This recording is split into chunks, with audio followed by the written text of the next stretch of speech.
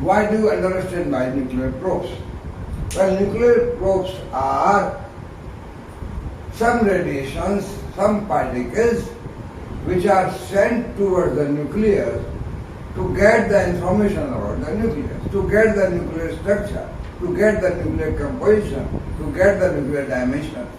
So nuclear probe means some radiations which are sent towards nucleus to get the information about the nucleus.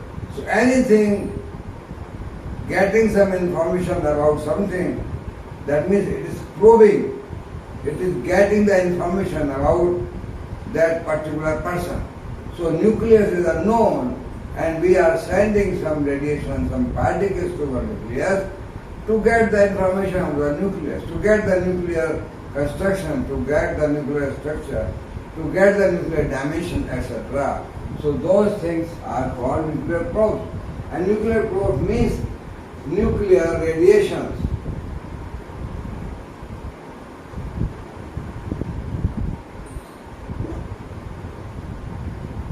Well, nuclear radiation, of course, neutral, there are some neutral radiations also. Neutral, like you have neutron, you have gamma rays,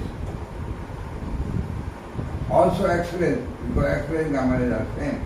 Neutrons and gamma rays are neutral, and charged particles.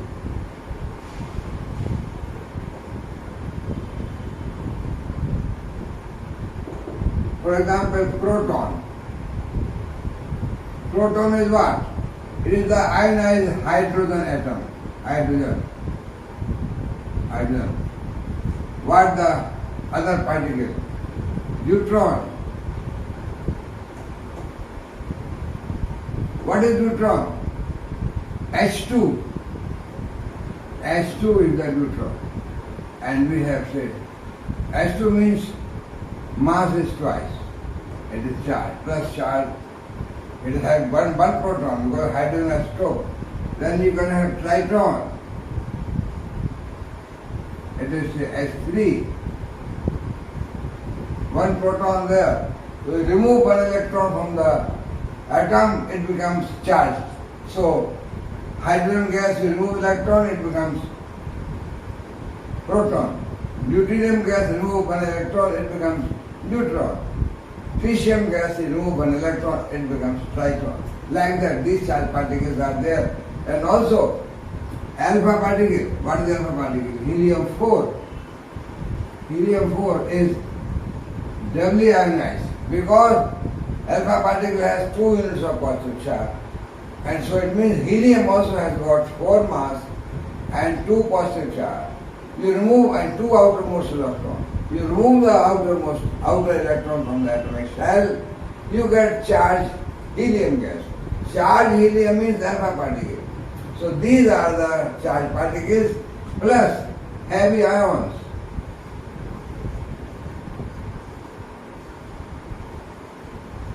All heavy ions are possible like oxygen, nitrogen, sulfur, silicon. Any heavy ion is possible. You make it the gas form and ionize. So like heavy ions up to uranium. You can have heavy ions up to uranium. Any heavy ion means a charge like oxygen. Oxygen is 8, oxygen 16, so 8 electrons. You remove 1 electron, you get 1 first charge state of oxygen heavy ion. You remove 2 electrons, you get 2 unit positive charge of oxygen ion. Like that, nitrogen, lithium, or beryllium, silicon, sulfur, chlorine, argon, any gas, any material can be converted into gas form and it can be ionized. So we have now, this is the latest modern research subject, using heavy ions up to uranium, you are probing the nucleus, and also very important work is going on is fabrication of heavy, super heavy elements. Means you are colliding heavy elements with heavy elements. Uranium target uranium heavy ion. Colliding with that, you get uranium-238 plus uranium-238. So you get some element X adding the 476 like that mass. So super heavy elements, production of super elements, study of super heavy elements using heavy ion beams or very heaviest elements, gold, tungsten, all tantalum, all ion beams are available. You are creating the super heavy elements and you want to get the information about super heavy elements. In the Japan, in the Russia, in the USA, there are many heavy ion machines. People are studying super heavy elements. So know more about C, super heavy element. And that will give the information whether in the heavy ion, in the heavy particles, in the heavy region, there is, nucleus, universe, and then there is a gap after that heavy. Heavy means you add anything, say potassium 40 plus potassium 40, you get X80. So what 80, you get X back. So this charge state, how many electrons you remove, you get this beam. So this beam collides with some heavy target, maybe potassium target, potassium beam, and you get this. Like that you get, say, heaviest 238 uranium, 238, this becomes 476. So X 476. You have uranium-238, uranium plus uranium. You get this. So such element, how much time, lifetime, what property, what radiation emitter, etc. So this is the new field, most modern field of study. So for the study of nuclear structure, for the study of nuclear properties, for the study of nuclear dimensions, etc., we need some particles which are sent towards the nucleus. Such particles, such radiations are called probes. So we are talking about nuclear probes to study the nucleus. So from where we get these nuclear probes? How to get the nuclear probes? And these nuclear probes, remember, they are energetic. All these are energetic probes. Energetic probes means variable energy.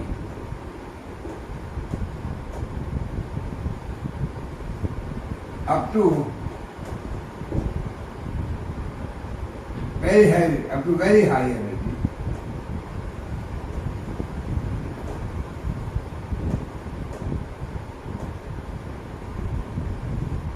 So the production of variable energy probes of very high energy is done. How is it done? It is done using some machines which are called, what we call them? Accelerators.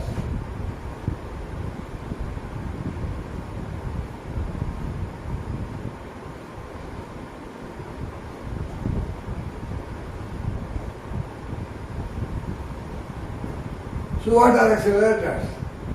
Accelerators are some machines which produce high energy probes. Some machines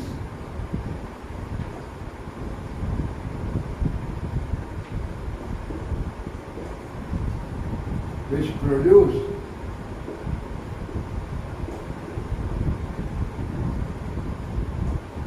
accelerator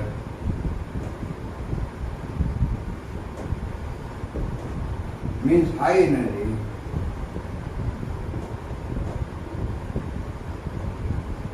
High energy probes,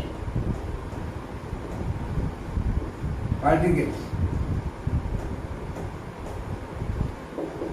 So production of accelerated high energy particles by some machine, and these machines are called accelerators. So what we have? We have, I will now in few minutes explain you the historical thing, the historical accelerator. You know that accelerator means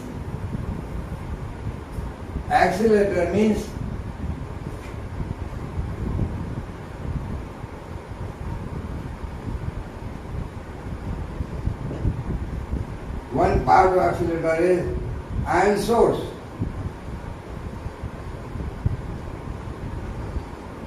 Ion source means a device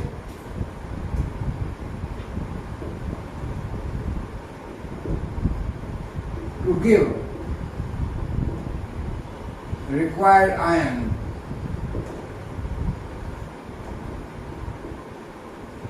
to be accelerated.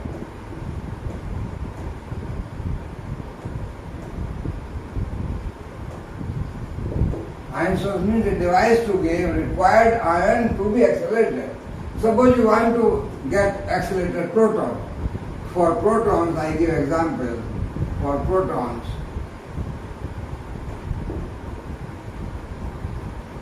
we ionize hydrogen gas.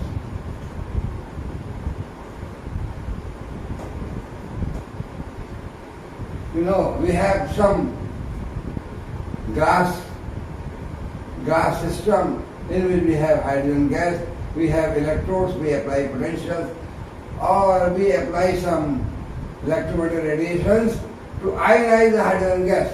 Then we have one side to emit the ionized hydrogen, that are proton. By applying some potential, we produce the accelerated beam, and the beam comes from one hole by applying some potential, deflecting potential. There are deflecting electrodes, they deflect the beam to the proper direction, and ionized hydrogen means protons, H plus. Similarly, you need alpha particle source. You put a vessel of glass having some electrodes, you pass electric field or you send electromagnetic radiations, you ionize the helium gas, apply some potential to deflect the charged helium gas. So it is deflected in certain directions, it comes out from a beam hole, and that alpha particle beam comes out. So we need first of all a ion source to have accelerator. Any ion source of required beam. You may have, say, oxygen beam, you put the oxygen gas, you ionize the oxygen gas, you remove the electron, 1, 2 or 3 or 4 electrons from, you get 4 states of charge of oxygen. You remove 4 electrons, so you have oxygen O4 plus 4 charge. So like that, we produce the source of the required ion using a ion source device. I will not go to details of this. This is a technical thing. You have some vessels of glass and a vacuum, you introduce the gas, then you have electrodes, you apply the potential, you have the exit hole from which we deflect the beam, etc. So ion source is the first important thing. And then number 2, what is required for the accelerators? Ion source is the foremost, first requirement. Then what else? Number 2, accelerating potential.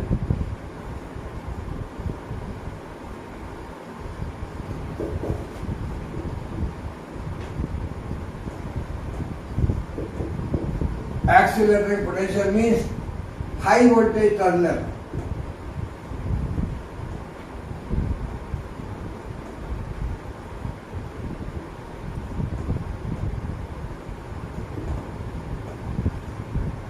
You know, historical thing was first accelerator which was produced for neutron generation. It was Cockcroft.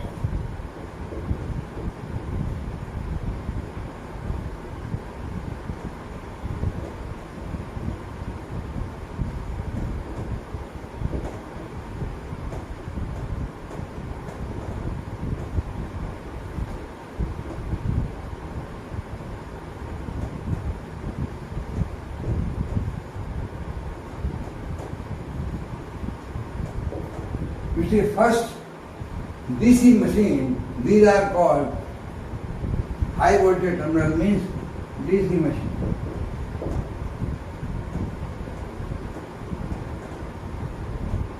You generate a high voltage terminal, means you produce high voltage.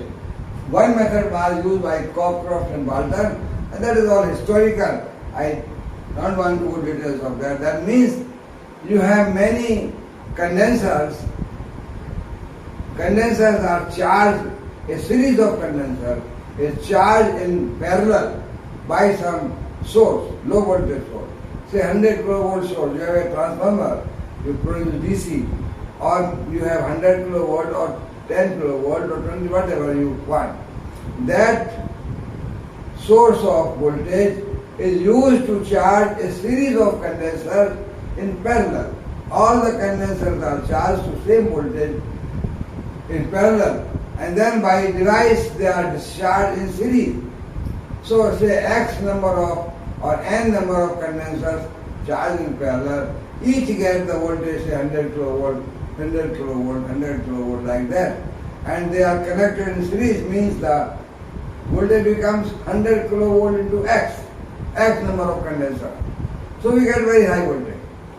So production of high voltage terminal was done first by Cockcroft and Walton. These are two scientists. They fabricated a machine based on the principles. What principle? Charging of large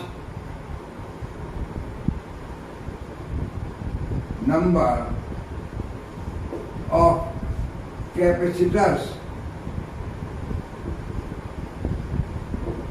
in parallel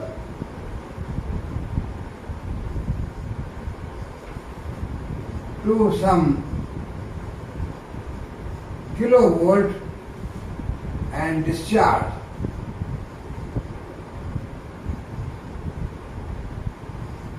in series. So we get X kV, X into what? Some kV, X kV voltage terminal.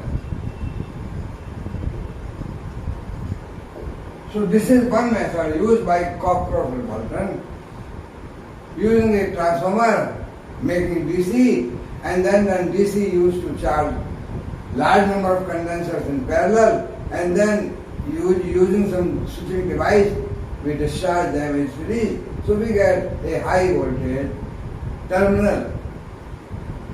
So DC voltage, one method was using Cockcroft and Walton machine. This was used to produce neutrons using some nuclear reactions. But first is production of high voltage terminal. The other method is, say, if I say second or third, whatever, winding graph.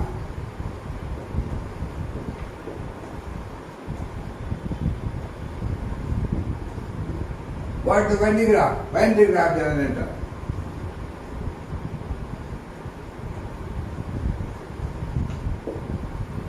We have the principle.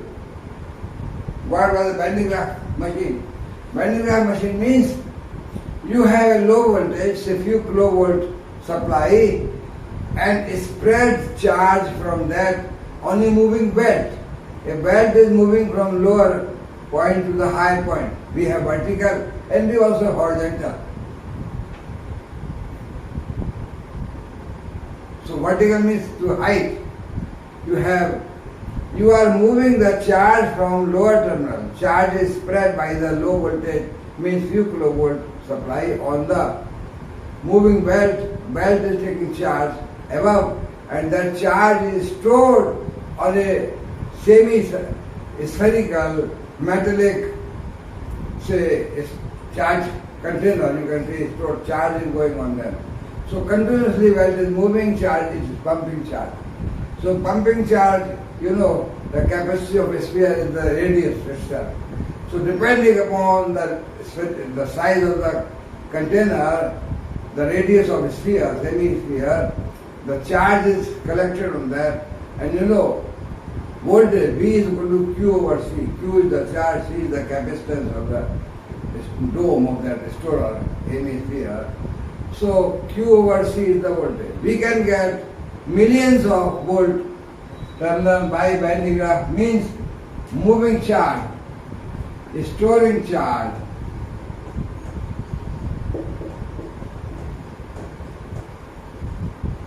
on a big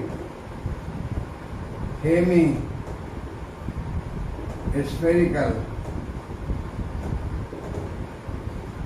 belt or hemispherical system, storing charge on a big hemispherical system by moving belt. And belt has got, this belt gets charge from few kilovolt battery power supply.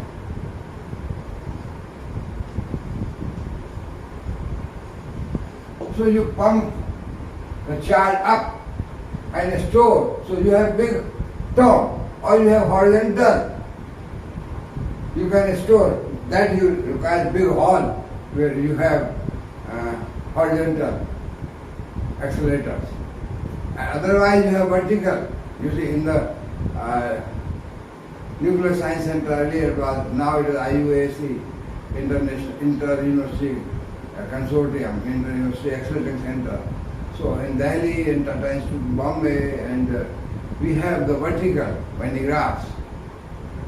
That is from the lower end, we pump charge and the charge moves on the vertically by the belt, and continuously belt gives charge at the dome there, and then it comes back. Again charge and then again. So charge is continuously stored there, and the potential terminal has got, say, million volt from kilovolt to million volt we get. So this is we need a high potential terminal, that is DC accelerating terminal.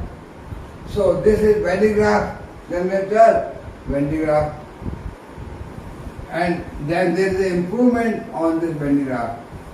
That is, say, in place of this moving belt, we have one accelerator which is, say, called, in the bending graph you can have here 2A, that is called Pelletron. Pelletron, we don't have the belt, rubber belt, moving belt, that belt goes on belt frequently. We have pellets, metallic pellets, they are going up, taking charge. So that machine is a bending graph. It is bending graph, it is called Pelletron. In place of moving rubber belt, we have pellets. They move, they go on taking charge, they pump charge to the high voltage terminal. So we have Pelletron machines. Now these are mostly, because to improve the quality of moving belt, they are now pellets. So Tata Institute or the Delhi Center, all they have now Pelletron. And they don't have only the bending graph, they have, say, machine like tandem bending graph.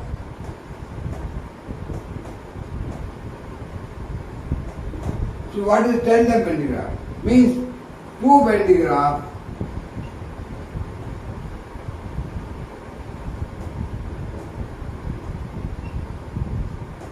in series.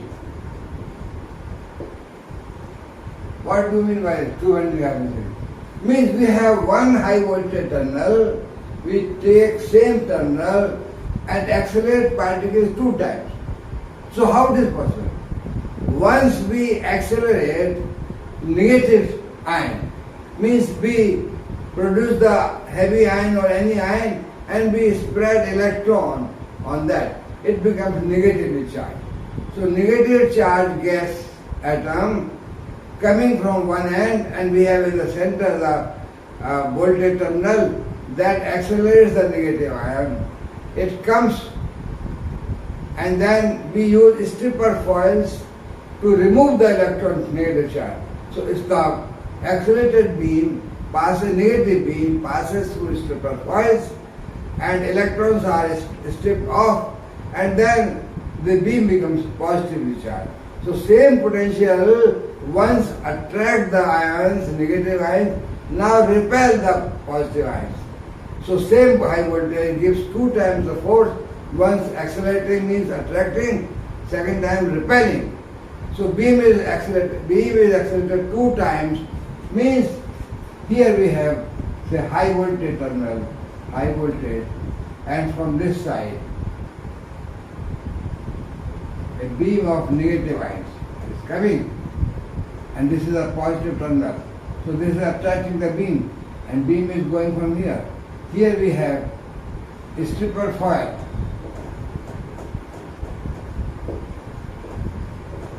The negative charge of the beam is removed here in the stripper foil, and here the beam comes, that is the positive.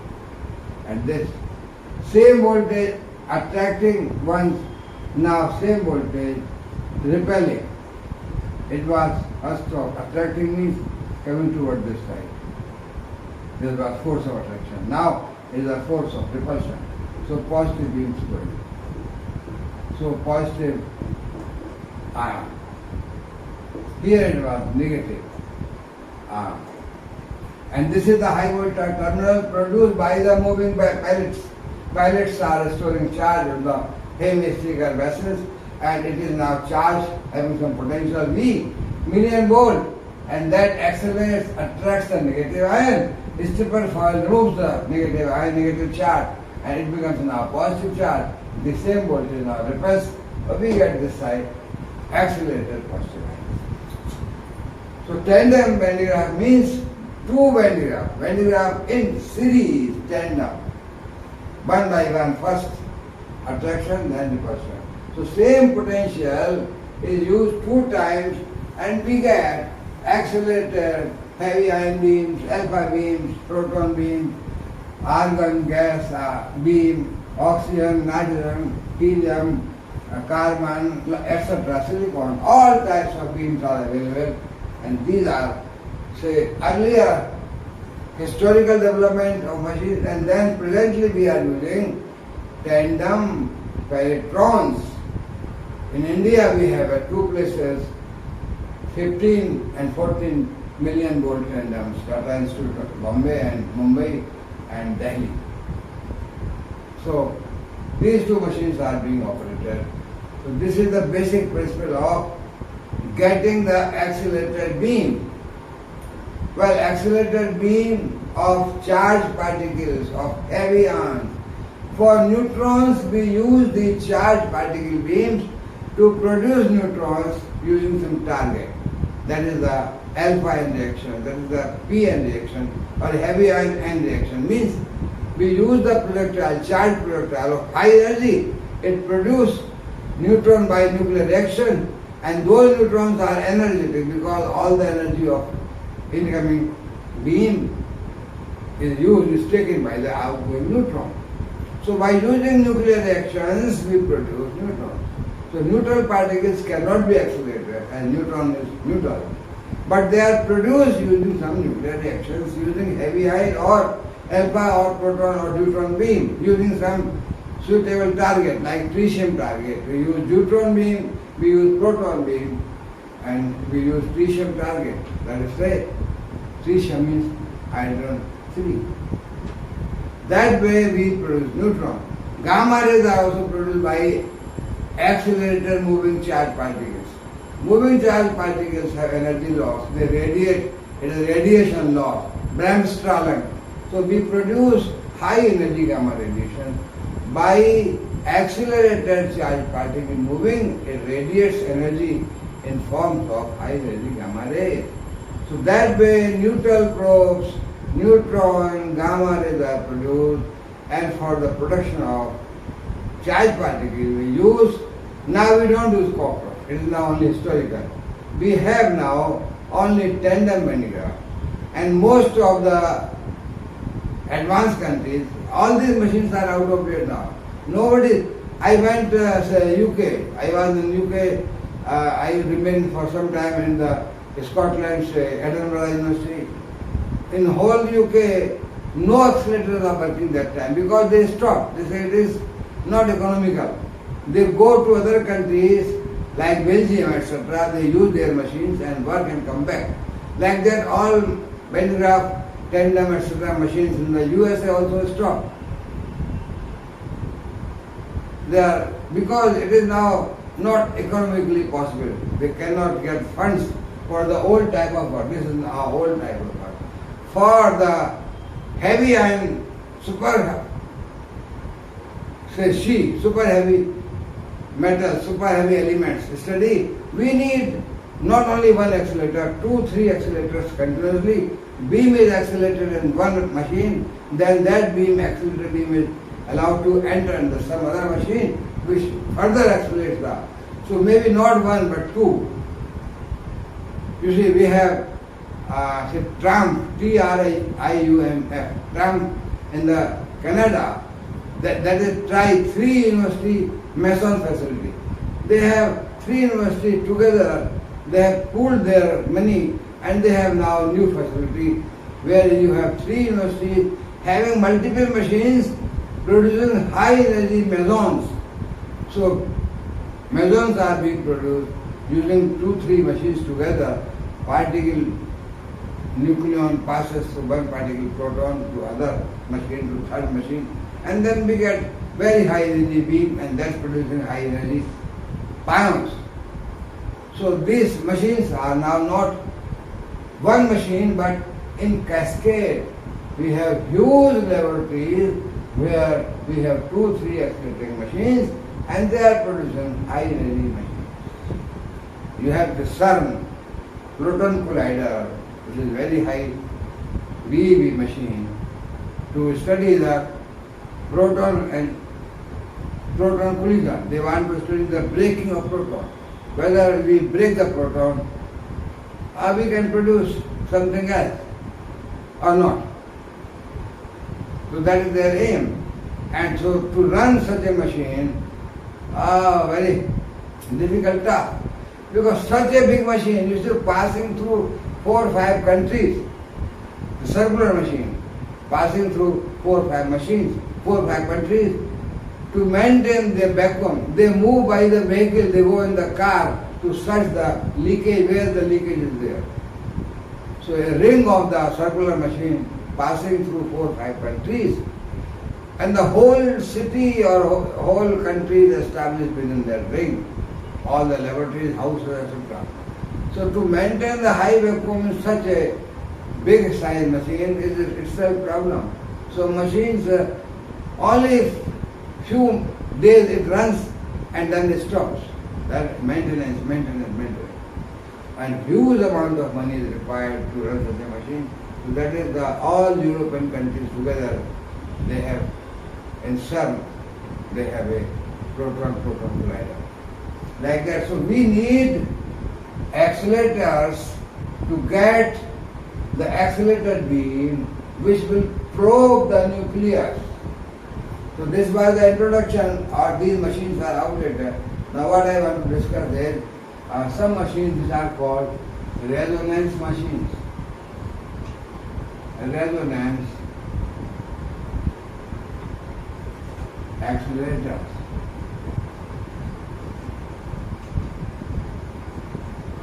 Out of these resonance accelerators, the first type of is linear.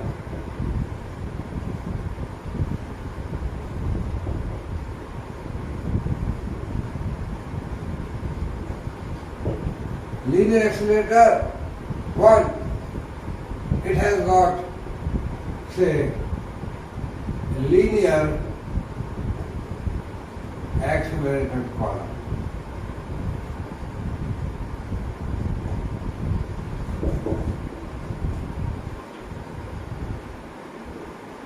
The other is cyclic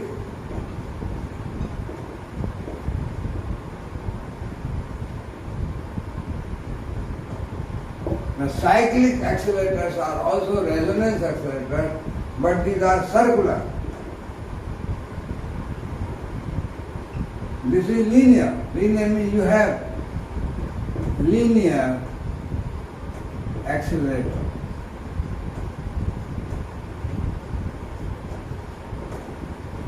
You see, one accelerator was constructed in the beginning, long back. You can say first or second accelerator was 1 mile long. 1 mile long. 1 mile long accelerating column at the Stanford University.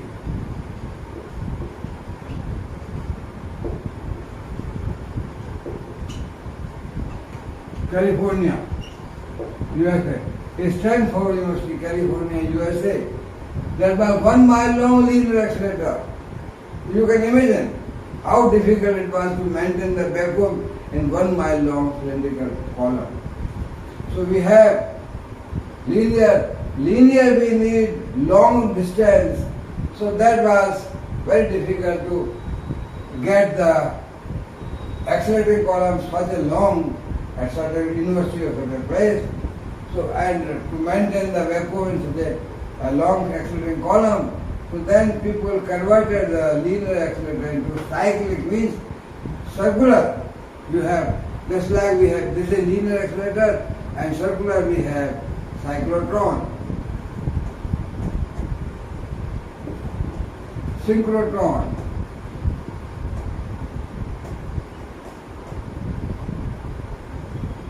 that is also bivatron.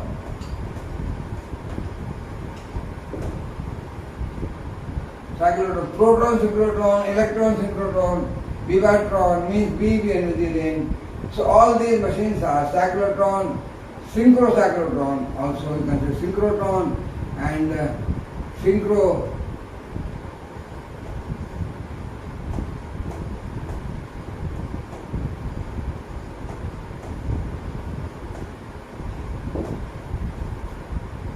Synchrocyclotron means frequency modulated cyclotron.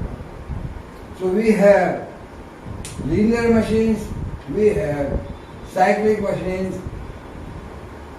These are linear machines to accelerate the particles, and these are, you can say, cyclic machines. They require smaller places, means just like a hall where you can rotate the beam, say circular beam, like that.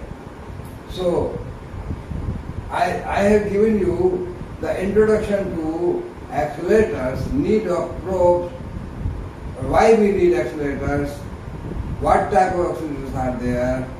So next term I will discuss about the linear accelerator, and I complete the linear accelerator. After that I will talk about the cyclic accelerator, means cyclotron, synchrotron, etc. So maybe in next 2-3 lectures, I will complete all this linear accelerator and cyclic accelerator.